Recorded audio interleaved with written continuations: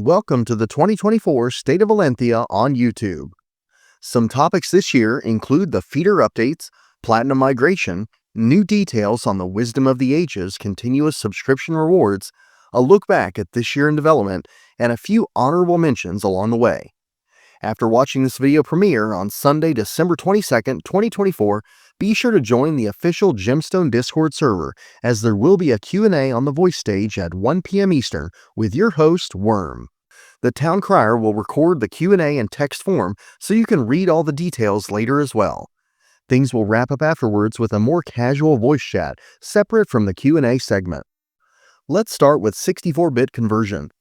The dedicated IFE engineer is still navigating the complexities of this overhaul. As progress is made, some new challenges are being discovered and worked through. The plan is to have internal testing with game masters only once it's ready.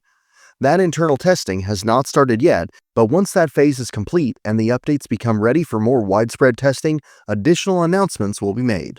This past October, Gemstone players received emails about SimuCoin partnering with Stripe to replace a legacy billing system.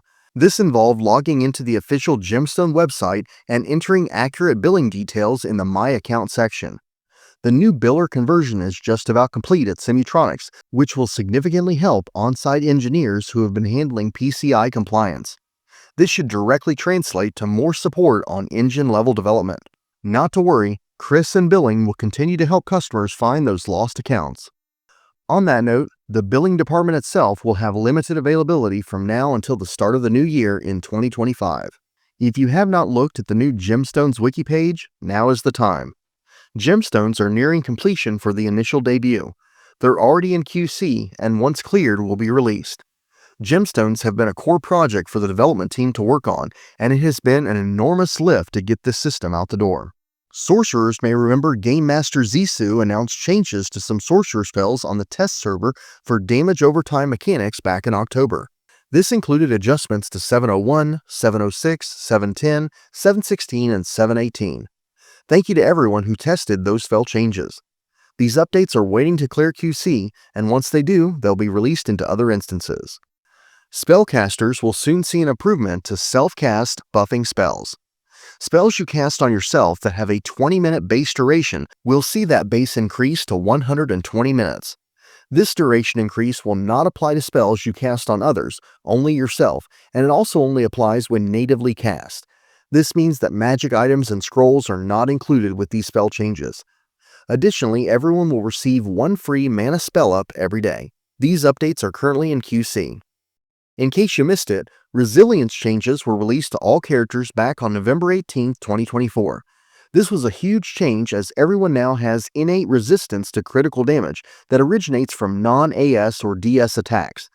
This benefit does not stack with Redux, and characters with more than 20% Redux will not see benefits in terms of how Redux modifies those non-AS or DS criticals. Ultimately, this should reduce the overall likelihood of most one-shot criticals that result in death simply due to bad luck. There will be continued evaluations on specific abilities or spells that act as outliers in this area. This year, Gemstone has received a ton of development from game staff. A huge thank you to existing and new game masters who helped with the backlog to get several old projects out the door. We saw the release of major game features like the Paladin service, Battle Standards, and the Rogue service, Covert Arts, as well as fixes to hundreds of old bugs. New verbs and items have become available, many spells received overhauls, and an elite Ascension skill was released. Several quality of life improvements were debuted, including some terrain and Happy Trails travel updates in the Elven Nations. Be sure to check out the official changelog on the GSWiki for additional updates. Before we get into the last three major topics, I wanted to share an exclusive sneak peek at a new Gemstone IV logo in the works. This is just a quick preview, as things are still being finalized and subject to change. Earlier this year, the treasure feeders received some updates. Previously, there were feeders labeled 1 through 5, and a legendary feeder was introduced to provide high-quality drops for capped hunting. While feeders 1 through 5 offered a variety of items, the way their spoils were distributed left more to be desired. As of this episode, some finer details are still being worked out for the rare and epic feeders.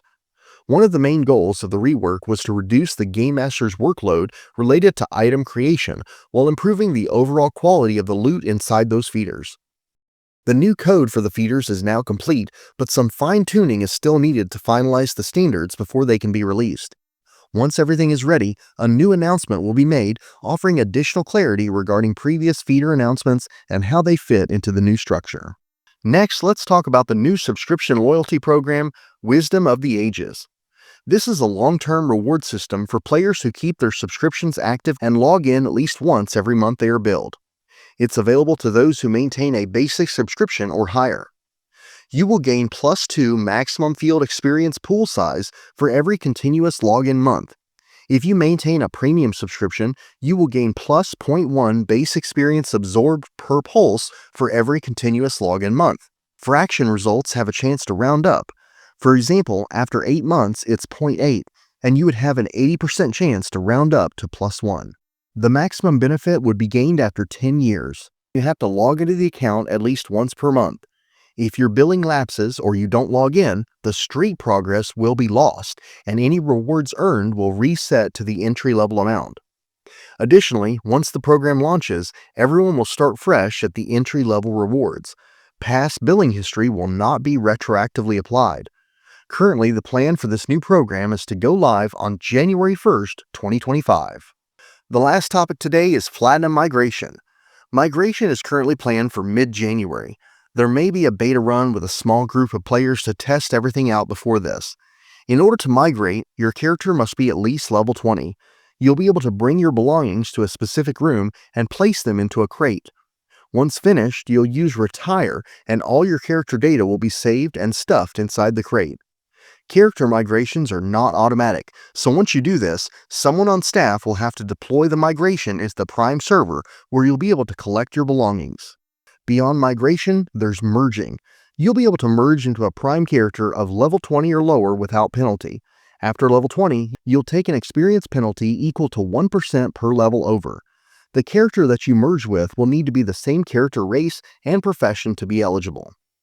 An example being if you're level 100 in Platinum and want to merge with a level 42 character in Prime, you're going to be taking a 22% experience penalty. Additionally, all of your items will be account attuned and cannot be used by any characters who did not migrate over from Platinum.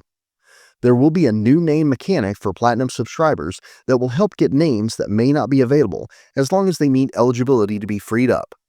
Worm will hold a separate Q&A specifically for Platinum migration in January, since there's still a lot of moving parts attached to the migration mechanics, and it's best they have their own separate talking points at a future date beyond the scope of the SOE Q&A.